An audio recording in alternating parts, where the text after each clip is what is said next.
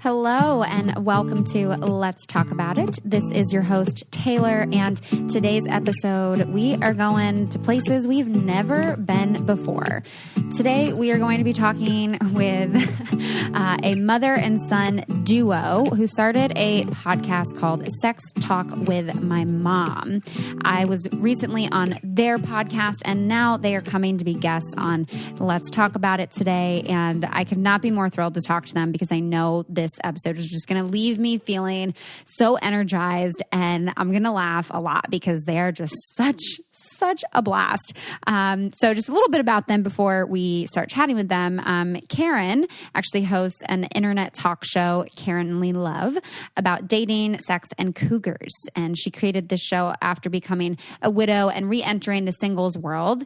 She's also the author of A Cougar's Guide to Getting Your Ass Back Out There, which is a autobiographical self-help book. Highly recommend checking that out. And Cam, her son, is a LA-based comedian. He's been on America's Got Talent, Silicon Valley, Modern Family. He is not doing stand-up right now, but one thing I learned about him is that he also has a podcast network called The Pleasure Podcast. So be sure to check that out with a lot of other podcasts that focus on sex. And they also have a Patreon page where they share a lot more content and answer sex questions. This duo I'm just so obsessed with. They are fan-freaking-tastic. So with all of this said, I am absolutely freaking thrilled to talk with Cam and Karen. So let's talk about it.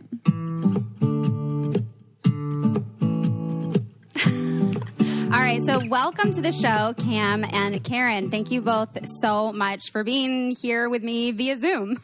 We so happy to be here. Woohoo! Yes. So you two are like very unique individuals that I'm very, very happy to be connected with. You are a mother and son duo that talk about like all things sex, which is just like so rare. Like I think that's so unique and so different. It is very unique. Some might say weird. Yeah. But it has been quite an experience over the past 5 years of talking about sex with my mother. Yes. Yeah. With my son. I mean, yeah. And I feel like with mothers and daughters, it's a little bit more normalized, right? Like we see kind of that communication around sex a little bit more, but definitely between mother and son and even like father and daughter, I think that that's pretty rare that you hear there being like comfortable maybe not comfortable, but like healthy and in-depth conversations around sex. Yeah. It I think because of our family history, it's led to this like insane openness, but the results have been pretty remarkable. Like I was just re-listening to some of our older podcasts, like the ones that we first did. And I don't even really identify with a lot of the thoughts I had back then. Like I think my mom has made me much more sexually liberated, which is freaking hilarious. How has my mother done that? All right. It was my mission and it was accomplished, apparently. This is great.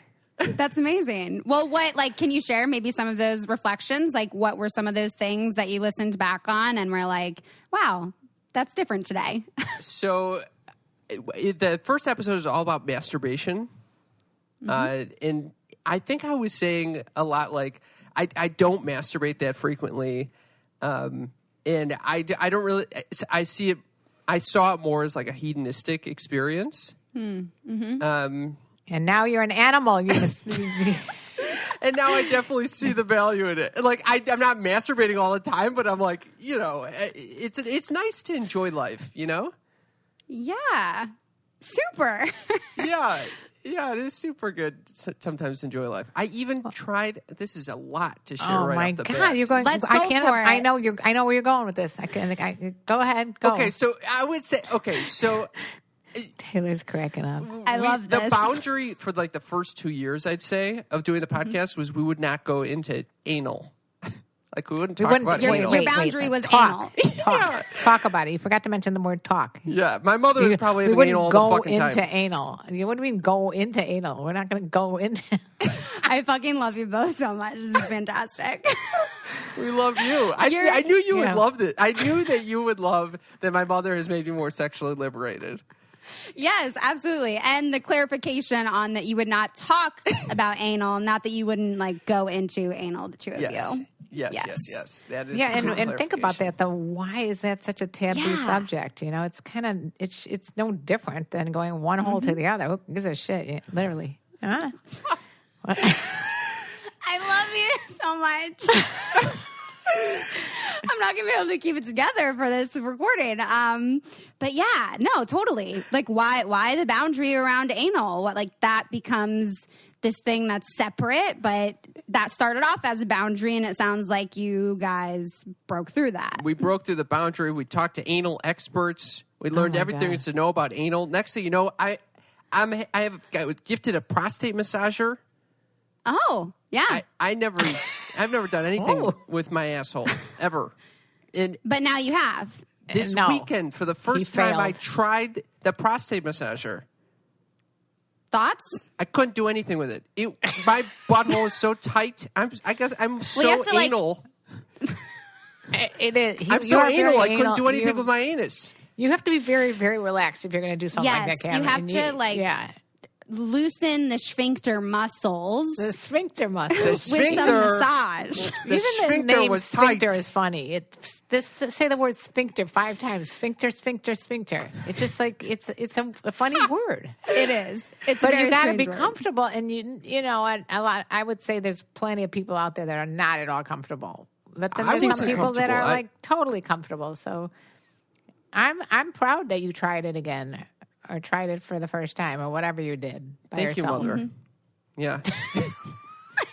Love you guys. But, you came up with this idea of making the uncomfortable conversations comfortable, whether they be about sex or any other subject. I mean, even, stuff that you just don't want to talk about with other people, everyday mundane stuff. If you talk about it, you become more relaxed and comfortable, and then you develop a tighter or more intimate connection with that person. So I feel like that's what we've been doing and doing for a long time. So now it's gotten to the point where I can be at a swimming pool. I'll just, ask someone. Oh my God. Well, someone's going to, usually they'll come up to me like, well, what do you think about penis size? I'm like, okay, let's dive right into that one.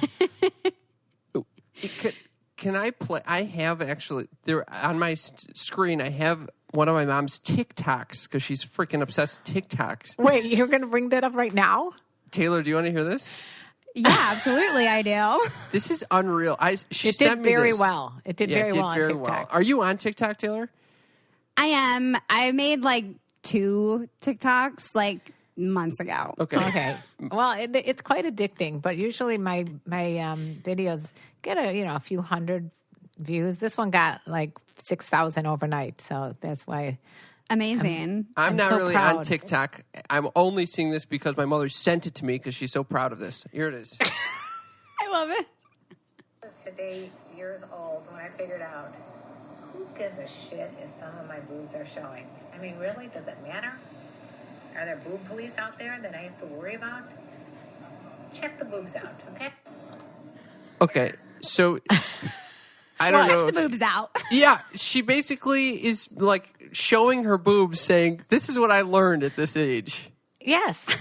Everybody else is talking about how they learned to make pizzas on a barbecue grill. And I figured out, I don't know why I've been hiding my boobs. Like, that was the whole thing. It's like, is it going to show too much cleavage? Is it going to, show any nipple?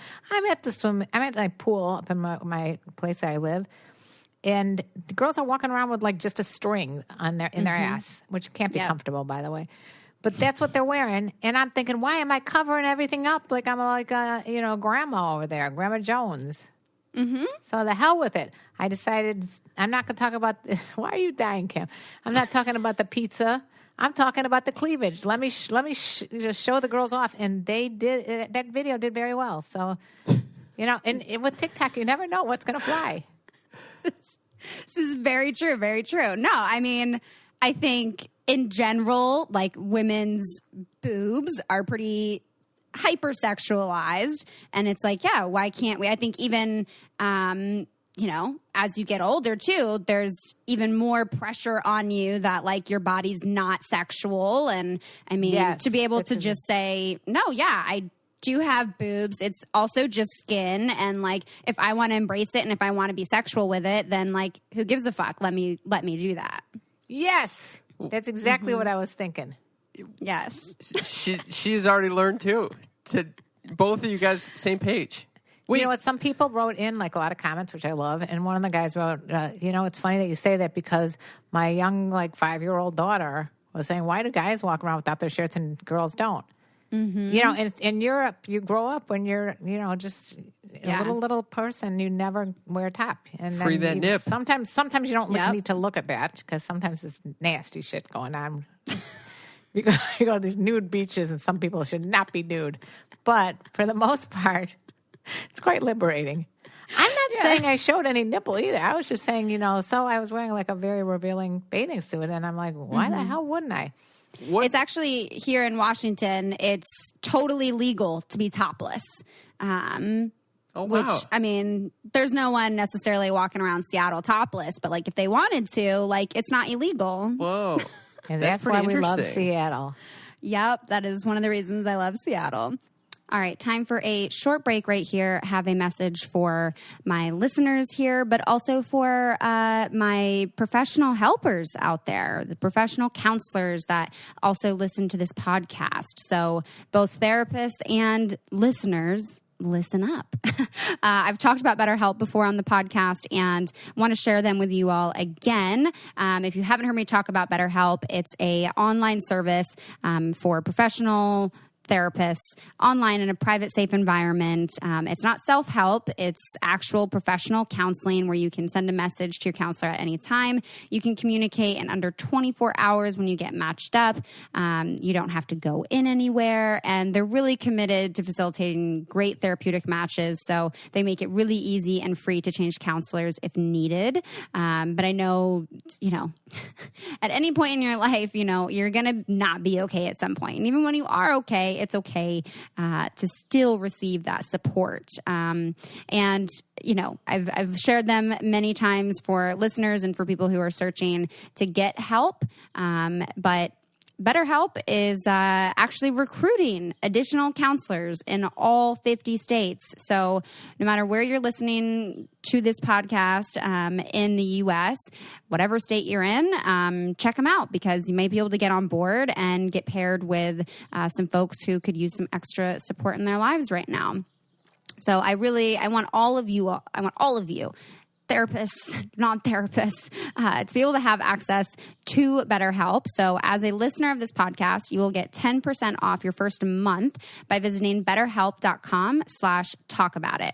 And that's, I mean, you can get like 4 sessions in plus some other communication within a month. So it's a pretty great deal. And they also provide financial aid. So be sure to check that out.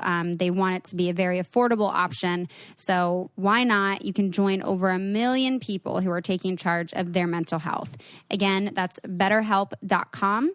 That's betterhelp.com/talkaboutit. So you can talk about all the things with someone safe. All right. I hope that you all take advantage of this promo and our partnership on Let's Talk About It with BetterHelp, who has been a fantastic sponsor of this podcast. So with all of that said, now let's get back to the podcast.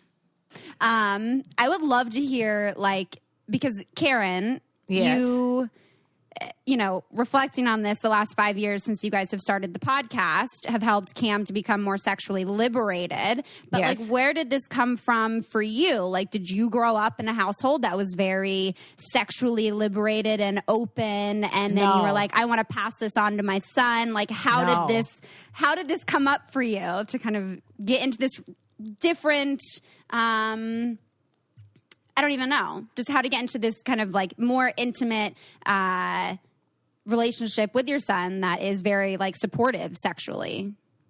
That's a very good question, and one that I've contemplated over the years. For one thing, I did have a grandfather, my father's father, who was quite sexual. Like, that's how we'd get attention, is like we'd bring him back souvenirs from like a trip, and it'd be like a little little man that, like a can opener or a bottle opener, and his little dick pointed out when you popped it. But he was like a pervy old grandpa. But, my dad was an internist, and he always used the proper terms. So we never said the word, pussy. We always said vagina, and we say go to urinate and defecate instead of poop. But did he say vulva? Would he say vulva? He did not say vulva, though. That's an interesting thing. What did he? You said vagina? He would just say, yeah. I think that the whole vulva vagina term is relatively new in terms of making sure to delineate what part you're talking about. Super. But in general, I grew up with the whole vagina was all the same thing. But we all know it's not. Okay. And we all know that most people don't come from vaginal penetration. I just thought I'd throw that one out there. Yeah. Because even when you have a orgasm, it still is clitoral, because when it's penetrative, it's stimulating the bulbs of the internal clitoris. Somebody's doing very well in their sexology classes. Yes, I have my little internal clitoris little educational model behind me right there. If you can see it, you're poking at that little. I love that. I'm tapping it right there. Right there. Tap, tap, tap, tap, tap, tap. Okay, so anyway, no, I didn't really know it, but I became I was a product of the late 70s and 80s, and I became this is before AIDS. This is before a lot of the STDs that we knew of. And so I had a great time during college, just exploring my sexuality. And then I was married for 24 years, and I would consider a great sex life. I mean, this is nothing new. Cam's heard this too before. That I was with a very generous person. He was not. It wasn't just all about him. It was definitely about pleasing me too. So, and being kind of, it wasn't perfect, because there's times that it ebbs and flows in all relationships where you're having more sex than others. But I would say, on the whole, it was always a satisfying experience. And you don't get a massage, and after a little while, you go why don't I get massages every day? It's the same kind of thing. You're referring to sex with my father at this point, right? Yeah. Okay. Yeah. Sex with your dad. Okay. Great. Anyway, unfortunately for your listeners, I don't know if everybody knows this. My husband passed away in 2006. He was murdered by a disgruntled employee. And that's what Karen was referring to earlier, that our life kind of turned upside down, topsy-turvy. And so I went into this second adolescence being, I don't know, I was 48 years old. And I was like, well, he ain't coming back, and it's time for me to go out and live again. So I had some sex, and not always with, not always great, but a lot of times great. And so basically, yeah, I've been, there are different periods in my life where I've been more sexual than others, but on the whole, I'm a pro-sex person. Yeah. Damn, Karen, I got to have a whole solo episode with you. You've been through some shit. Well, anytime I'll be happy to come on and do solo episodes. Cam has some good shit too that he can share with us. No, you guys could do your thing. I think you guys would end up in way deeper waters than I think most people would end up in. Well, I would like to know, if you knew now when you first were on The Bachelorette, or was it The Bachelor? I get those two confused. Bachelor, when you were on The Bachelor, if you knew now what if you knew then what you know now, how things would be different for you. Things would be very different. Not to say that I wouldn't still go on, but I definitely would have gone on in a very different way. But, you learn. I learned a lot. You would have to do a lot of teaching too, I'm sure. That is not the clit. That is something else that you're pointing to. I definitely, if knowing what I know now in life, going on the show, I would have made sure to pack a few vibrators. Would have been a big thing. Oh yeah, there you go. And if you go to laylow.com, enter code MOM20, you can get a discount. Oh, amazing. I no longer have my WeVibe discount, so I'm happy that you shared that, because people need discounts, because sex toys are an investment. So please use the code, get your discount. Yeah. Seriously, it's amazing how much vibrators do play a part in women's lives. Whether you're solo with a partner or whatever, they do help a lot. And men should embrace it instead of being like, oh, she has to come with a vibrator. There's something wrong with me. No, men, it's enhancing your sex life and it'll make things go a lot quicker. So just enjoy it. Yeah. So I was actually just speaking with a friend, a male friend, about vibrators. And he made a comment of like, yeah, I wish there were vibrators for guys. And I was like, well, like there are kind of, he was like, I wish there were things like other than a pocket pussy. And I was like, well, there's different kinds of pocket pussies you could try. But so Cam, I'm curious from you, like, are there like male vibrators that you've tried that you've enjoyed? I've tried them all. I know. I'm like, I feel like you've definitely experienced a range of them. So yeah, I've tried a fair amount. Man. I mean, I've tried the fleshlight, which is just like, there's nothing vibrating about it. Then why don't you tell them about your fleshlight experience? Because we just revisited some of those podcast episodes. That my mother bought a fucking fleshlight for me, and my boyfriend. It was very bizarre. It makes it worse when your mom buys the fleshlight for you. I didn't buy them. They were given to me. That was your first one? Yeah, and it's my least favorite type of vibrator. The ones that are given to you by your mother.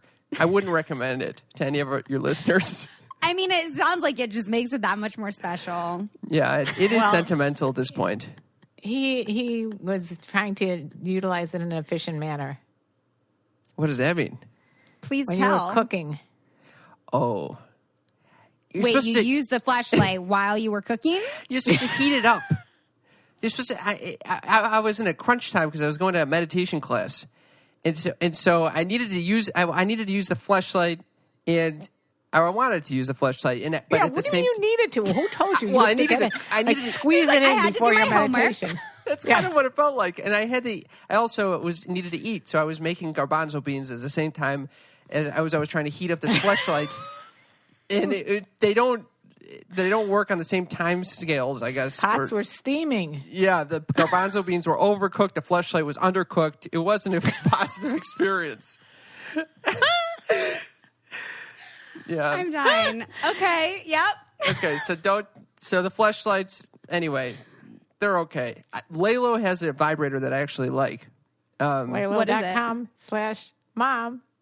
No. 20. What's the vibrator? It's the F1S, and basically, I think it is considered like it looks kind of like just a sleeve that just has crazy vibrations going on inside. And the vibrations feel good on your penis? Yes. Like for it to be in like completely surrounded and like in vibration. Yeah, it's very not like sex or like masturbating with her hand, but it's still nice.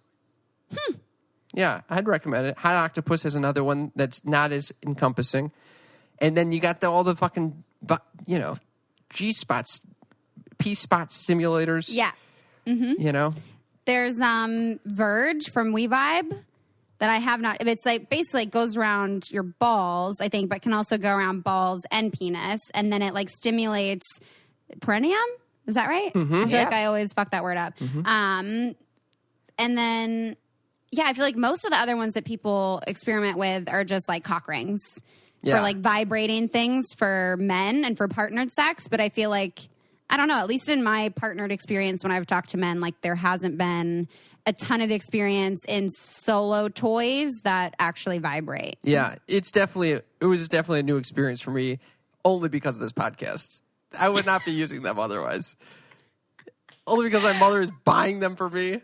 No, I did not buy you those.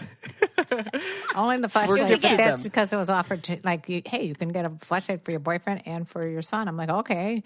So he got all pissed off because I spent more money on my boyfriend than him. Yeah. So anyway. I want to ask you guys a little bit about boundaries a little bit more, because I know you initially said, anal was a boundary in terms of things that you both would talk about with each other. But I'm curious, like, how you navigate boundaries today. Like, have there been things that like Cam goes to tell you and you're like, I don't want to hear that, or that your mom tells you that you're like, that's not, like, stop right there? Well, I want to hear everything. There's nothing that he can tell me that I would not want to hear. Matter of fact, if he was uncomfortable, I want to hear it more. I feel like we're very similar in that way. That's how I am with almost everything. Yeah.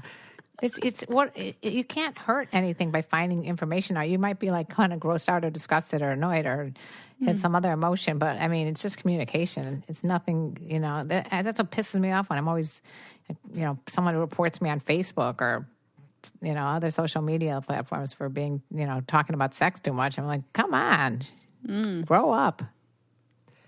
What was your response hearing, because I just told my mom on the podcast today about my first experience with a prostate massager. What was your feelings when I said that?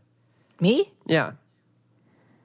I was interested to hear what happened. You weren't grossed out? No, why would I be grossed out? That is an interesting visual. I mean, I wasn't really thinking about the visual. I was kind of laughing about the visual.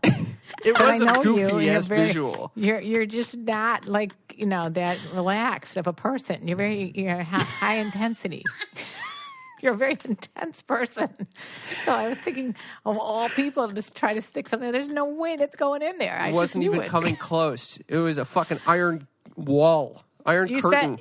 Because you got to relax. Yeah. He said he didn't even get it between his ass cheeks. Didn't even make it that far. So wait, if you didn't necessarily, if you weren't like quote unquote successful with the massager, then have you like experimented with that with partnered sex? With allowing partners to go there? I've allowed it, but nothing, it's just, I got like a little tip, someone's tip in. The tip of the finger smelled like my shit the rest of the day. Oh, God. And it wasn't that enjoyable. Okay, that is gross. Do you use Squatty Potty? Maybe you need a Squatty Potty. Oh, I have a Squatty Potty, actually. I didn't think maybe I need to use the Squatty Potty when trying to shove something up. That would work. Yeah. No, because I think that might be where you're hitting it a little wrong, because maybe not like just shove it up there, maybe like that, shifting that framework from just how do we shove it, how do we get it in there, like to just a little softer maybe. Well, we interviewed two women from the Pleasure Mechanics, and they gave step-by-step instructions of how you can even like fist somebody up. And I'm like, there's no way I'd let anybody stick a fist up any of my openings, let alone my ass. Yeah. I could answer your question about boundaries if you're interested. You want to be on fisting? Fisting is a boundary. I just loved chatting with you guys and hearing you two talk. That I'm like, I have all these questions, but I'm like, we're going wherever this goes. So I appreciate this because I'm struggling to be a host of my podcast right now. So yes, please. I'm welcome to Sex Talk with my mom. I'm so sorry. It really does go off the rails. But I love it. What's been interesting about boundaries is that I thought that it would be about certain topics that, and it did move from anal once we passed that boundary and started talking about it on the show. Then the next boundary was squirting. We never talked about squirting. Next thing you know, we're talking about squirting. And so I don't think there are any topics that are off limits or that where the boundary is drawn. However, I think it's our own intimacy in the sense of how much I choose to share about my own personal life, or to how dependent I want to be on my mother to help make decisions for myself. That's where the boundaries actually are drawn. Yeah, sometimes you draw these weird boundaries, like I'll go, "Where are you going?" And he's like, "I'm going out." Yeah, we don't live together, but when we were working together, I would just ask a simple question like, "Where are you going?" And he'd be like, "I'm going out." I'm like, "Oh, that's nice." And it was me trying to figure out the boundary of like, listen, she doesn't need to know every activity of my life. So I certainly don't want to know, especially some of these activities either. No, you're going to fucking hear about the prostate massager. Well, that's for the good of the show. Yeah. People need to know. People need to know that it's just like, it's not that easy to stick a dildo up your ass. Well, I was using an advanced one. If people are really interested in it, there is a company called Aneros that I'd recommend. Okay, wait. Why do you say it's advanced? How big is this? What does that mean? Bulbous. Why would you start with that? It's the only one I had on hand. All right, so now if I go get him one, he's going to go like, my mom got me a small anal, whatever that's called. She got me a beginner prostate. What you think, I can't take the advanced? Yeah, what is she's starting getting insulted. So he literally got insulted because I bought a cheap fleshlight for him. Yeah. Which now is like, it's probably gone up in value. You're right. Mm-hmm. Wait, so... What? Taylor, Mm-hmm. You want to know why it went up in value? Not because Cam jizzed in it. No, that's not why. Because at the time, I was a trendsetter. I didn't realize that Riley Reid was a popular porn star because this was years ago. And I happened to pick the hot tamale there. Yes. So she's now an OG Riley Reid vibe. Yeah. Or many of my partners have like loved her. Like when I'm like, "Who's your favorite porn star?" They're like, "Riley Reid." I'm like, "Okay." Yeah, she's somehow she got it. Whatever she really takes it all in there. I watch her sometimes, and I'm like, "Ah!" I'm like, "Okay, how does girl." That poor little petite thing do that? Yes. But I do think important note here on boundaries that you're saying is like, it's not necessarily the topics, but it's like what you both personally share with each other. Like there are like parental boundaries, right? Where like for a parent to share, intimate details about their sexual experience might not be appropriate for a child to hear or might blur those parent-child boundaries. Yeah. I don't know. Yeah. I mean, also it's timing too. I mean, I don't think you should tell a 4-year-old that you just had anal sex with a guy that you just met in the bar the other night. Okay, I wouldn't think that would be a very appropriate thing to say. Oh, my God. Yes. But that being said, I mean, I can talk to pretty much any of my 3 kids about sexual experiences that I had back, when I was single, because I've been in a relationship for 12 years. So my life is kind of boring and not anything interesting to talk about really about it. But even if I did, I mean, I don't have sex with my boyfriend and then go, guess what I did last night, Cam? I just fucking fisted my boyfriend. No, that's not what I'm... I didn't know that was on the menu for you and D's. It's not. Trust me. Talk about someone with anal. No, I'm just kidding. So you have 2 other children. Okay, so Cam has an older sister and a younger brother. And so I think this has definitely opened up some of the communication with what they all can come to. A lot of the times it's for help. Like I want to just ask you a question about this or that, or just I wanted to talk to you about this happened. And not just about sex, but about relationships. I think it's super important for people to talk about their relationships so they're not holding things in. Yeah. And I've always been like that since the kids were young, before my husband passed away. I was like, come to me, even if it's like 11 o'clock at night. I don't care what time it is. Just come to me and let's talk. Because I think that if you open up that kind of communication with your kids from the day one and you always keep it open, then they're going to be healthier and you're going to have a better relationship. And I like your boob mug. Thank you.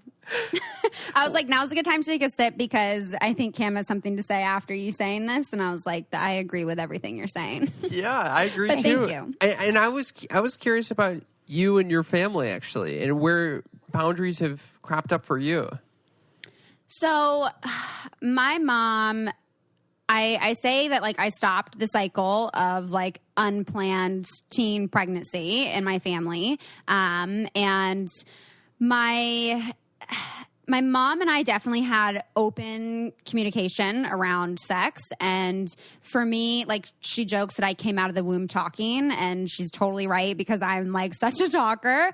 But where like growing up, I never really had this like discomfort in asking her things. Like I would straight up say, okay, after I have anal sex, like what do I do? Like how do I clean up? Am I going to be just dropping shit out of my ass the whole rest of the day? Like do I need to stay on the toilet? Like where she would kind of get uncomfortable and be like, Taylor, like you don't like why you don't need to say that. Like or like you don't need to say it like that. I can't believe that you would even ask that. That's a great question.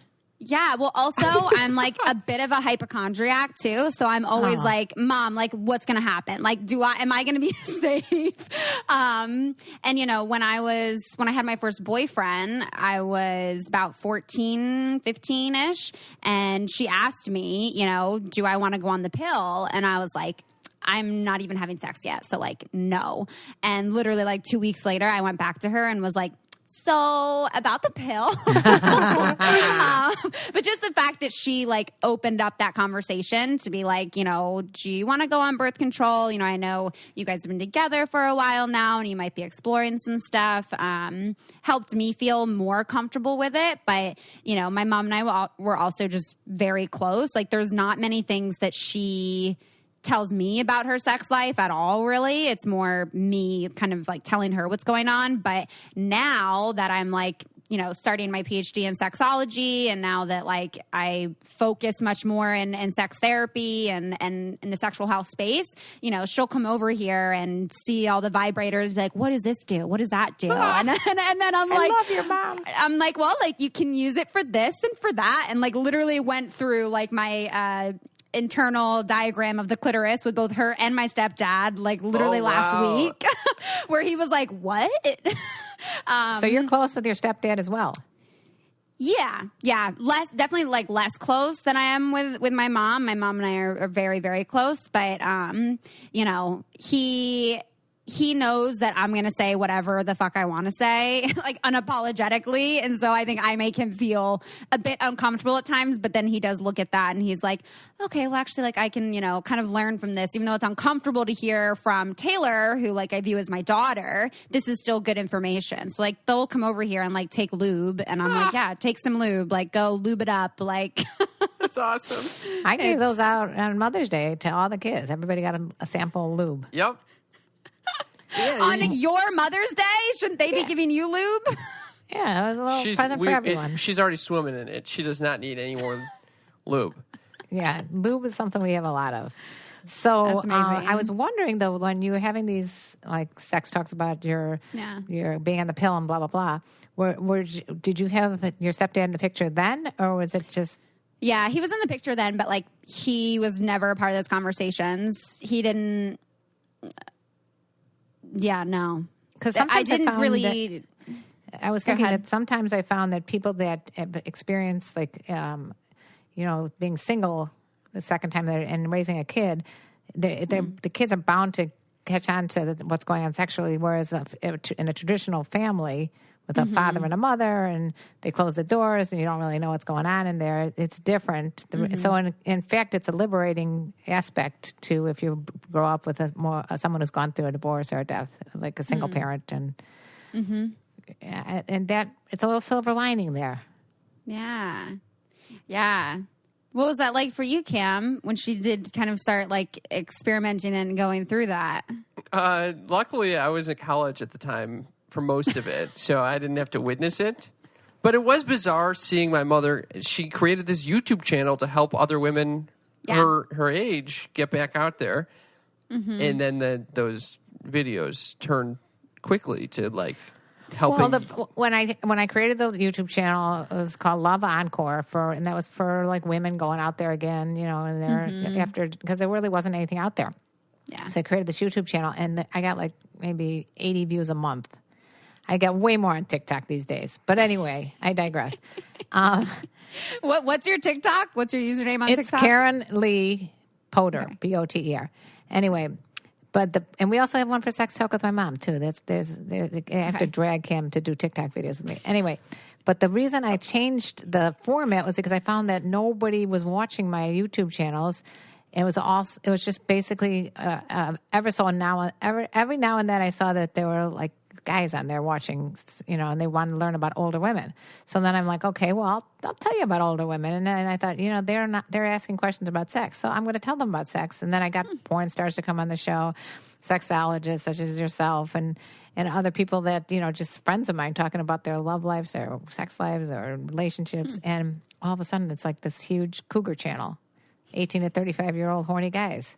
So that's how Cam's unfortunately found out about this through some of his own investigating. Yeah, I did. It you wasn't look thrilled about this. It was not too hard to find, and I was fucking thrilled to find. Like, I was searching for my own oral sex tips, and my mother's videos start popping up, and I'm like, I need to get out of this life. This is horrible. And my friends are sending me her videos, and I'm like, what am I going to do with this? And so I started using her material in my stand-up. And that's so. And then eventually I was like, oh, this is a gold mine for comedy. And that's why we started the podcast. So, Dang.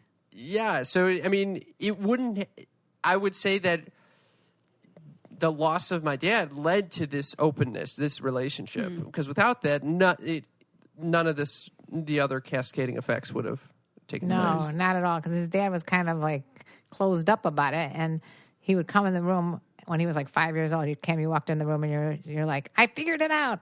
How babies are born. A man sticks his penis in a woman's belly button. I'm like, no, it's not the belly button. No, not the belly button. And then meanwhile, Cam's dad goes, I'm going to sleep. I'm like, okay. Sex ed 101 starting now, 5 years old. It's not the belly button. Yeah. Wow. Yeah. Y'all are like so fantastic. Oh. So fantastic. So are you. I'm wondering, like, Cam, I mean, Karen, you're now in a long-term relationship. Cam, I wonder how doing the podcast and having this openness with your mom has impacted your dating, if at all. Oh, yeah. It definitely does. It's tricky at times because obviously I'm very open about my own sex life on the show. And a lot of people are not comfortable with that. But usually it's after. He doesn't really talk about his sex life at the time. Like he doesn't go on a date and come home and say, and we have to get on the podcast. I got to tell you, I just fucked some girl. It's not like that. It doesn't happen like that. Usually. Usually it's like something that happened in both of our pasts. Like I don't talk about my current like sex life and he doesn't talk about it as currently. Like I'm assuming you're like that with your boyfriend. It's not like something you share on the podcast immediately after you have sex. My imaginary boyfriend, yeah. No, it is mostly things that have happened in the past. There's been one time where like back in December when I took my first full load of cum in my mouth that I was recording with a sexologist the next morning, and we were talking about like safety in a relationship as episode, I think like 108 maybe, with Dr. Stephen DeWitt. And yeah, then I shared about that because it flowed with the conversation, but I was like, this literally just happened last night and I didn't think I was going to share this, but yeah. How did the person respond? Well, I recorded it in his office space. So he knew, like, right afterwards, I was like, I just talked about that. If you want me to edit that out, I can. But I mean, it was still like anonymous. Are you kidding? He must have been like, I am proud. Yeah, like it was a good thing, you know. Like you're the first person that I did that with that I felt really comfortable with, that like tasted great, all those things. So no, it was his value just went sky high in his mind. Sure did. But yeah, it's not like for the most part, it's pretty after the fact. But I mean, even for you guys, not just like having the podcast, but just the like closeness that you have with each other, like, you know, privately, just between your relationship, like when you start dating someone, like, are they like, whoa, wait, like, how do I talk to your mom about this now? Or like, is your mom going to be like, you know, a part of this? Like, what, not like literally, that's not what I mean, but thank you for sharing that part. I think privately they might be a little intimidated by her because she's a force to be reckoned with, you know? Yeah, but we've had several of your girlfriends and ex-girlfriends on the show. One of them said, I've been waiting for 2 years for this. Remember that one? Someone he had crazy sex with in college. She's like, I've been waiting for you to contact me because I wanted to come on and talk about my experience. Yeah. Aww. So some people have that response. But I think that you're right that our closeness definitely has an effect on my relationships. And in certain respects, it makes me less needy to find a partner, which is something I've actually been something I've had to reconcile with recently. Because it's also COVID-19 right now, so it's not exactly easy to find a partner, as both of you guys can attest to. Yeah, but I think I've because of COVID, I had really I'm without a girlfriend. I don't have a roommate, so I've been pretty isolated. Same. And I was seeing my mom every day for work. That wasn't happening. And I kind of realized, this is the time when you want a partner, like when you're stuck in a pandemic. And yeah, why didn't we plan for this properly and like have partners? Well, be careful for what you wish for, because sometimes it could be the opposite True. effect. Like, when am I ever going to have 5 minutes by myself? Yes. yeah, that is Especially true. if you live in a 1-bedroom place. But Yes. but I would say that it definitely helped me gain awareness for like how much I depend on our relationship, my mom and my relationship, and realize, it is a functional relationship, but sometimes I should let those whatever I depend on her for, translate more to a romantic partner. Mm-hmm. So in the past, it And made me we're less hoping needy, but that now happens soon. you rely on me for a lot of shit too, Mother. No, I do. I know. But, again, it's inevitable. I think whenever you're with, like, a lot of people that work in family businesses, you just end up, like, whoever you work with, they end up hearing much more about your life. You can work in an office. You can work in as a police person, or, you can work in any business. You can be working with someone related to or not related to, but you're going to be sharing a lot of stuff with that person. Yeah. Yeah, I mean, I imagine that's kind of an ongoing reflection for you, Cam, and I'm curious, too, if that also spills over to your siblings and kind of how, I guess just having these conversations so openly and having that be like a parental figure, I don't think is something that people are used to, right? So whenever someone else comes into your life in that way, I think if I were to then start dating someone who had y'all's dynamic, I feel like, personally, I'd be excited and I'd be like, oh, she's going to be my best friend. Like, we're going to have so much to talk about. You better believe it. I'm thinking, hey, you both are single. You don't live in Los Angeles. That's the problem. Other than that, I'm like, she's single. I just mean in general, but like I could also see where for some people that would feel like really uncomfortable and intimidating if they're not comfortable with their sexuality or with like even just discussing sex in general. Yeah. I don't know. Yeah, I can definitely see that. I don't think that's a thought most people would share with me. I think they'd probably, that if they feel enough discomfort with it, to create boundaries for themselves, like create distance for themselves, they're probably not going to be comfortable enough to share that with me. Yeah. But your siblings, they're partners. His siblings both have partners. And I'm very close with, for sure, my daughter's boyfriend, who she's been with for 7 years. He can call me up and talk about stuff too, So it's, I think we pretty have a fluid. different relationship, though. It is a bit bizarre that, I don't know, we've always had a more intense relationship than I'd say the other two, even though you've been equally close with the other two.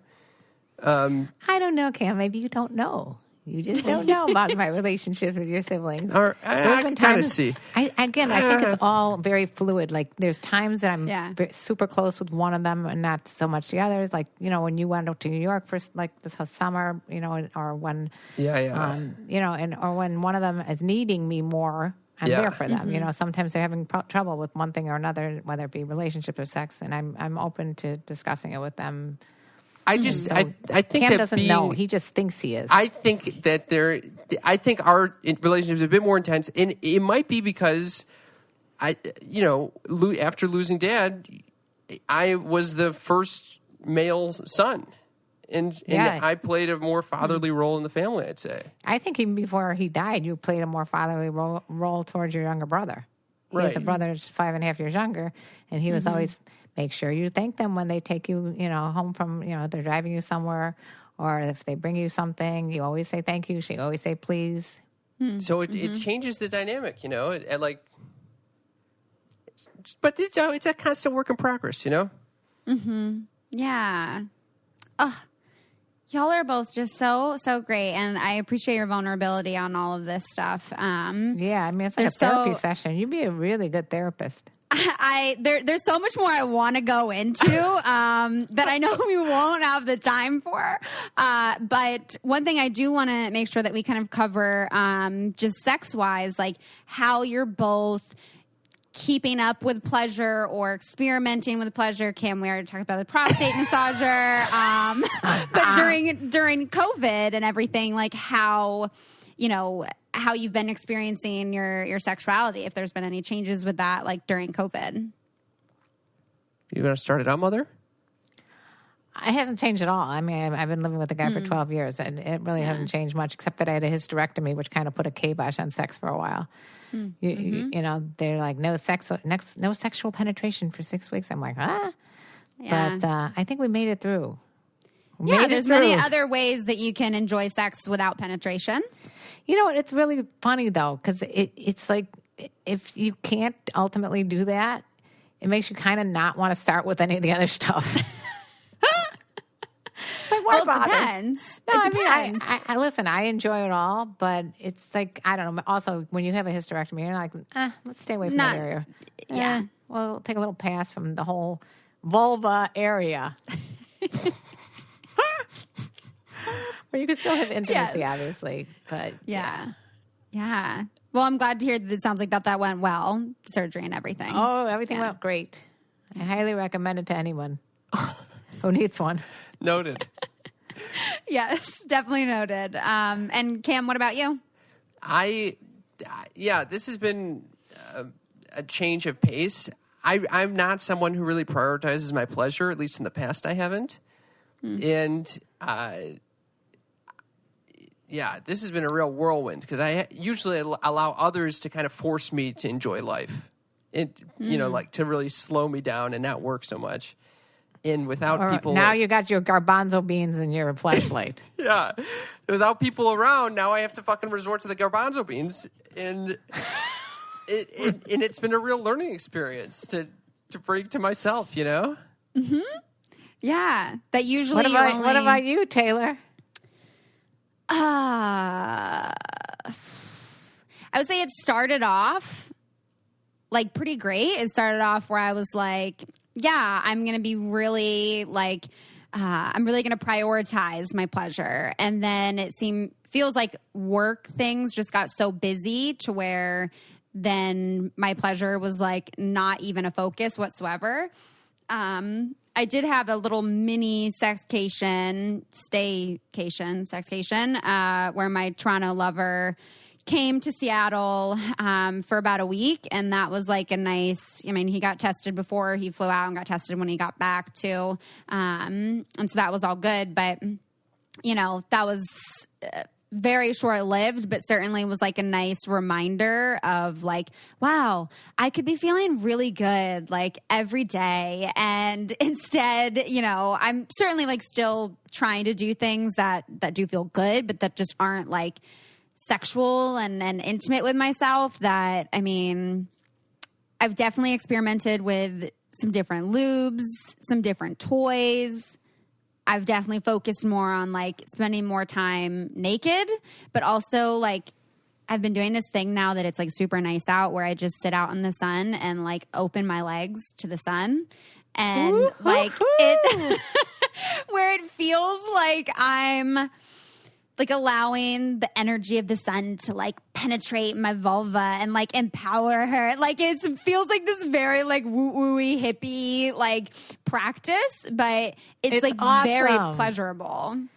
I went through this period, I forgot about that I did that in our backyard, and I was so nervous for the freaking neighbors peering in when I was in Chicago. No way. I did. I went through that same period where you're just like, I want to be naked in the sun, not even masturbating. Yeah. Just like want to be naked in the sun and get that energy all over your body. Mm-hmm. Yeah, absolutely. Like feeling the sun on like your inner thighs, like really up in there, like that's not something that you usually experience. So like if I'll be down at like the river by myself and in my bathing suit, then I'm just kind of like, I'm going to take this shit off. And like hopefully no one else comes up. Full circle now. See Look what I'm talking about? Those bathing suits? Get them off. Let them off loose. those bathing suits.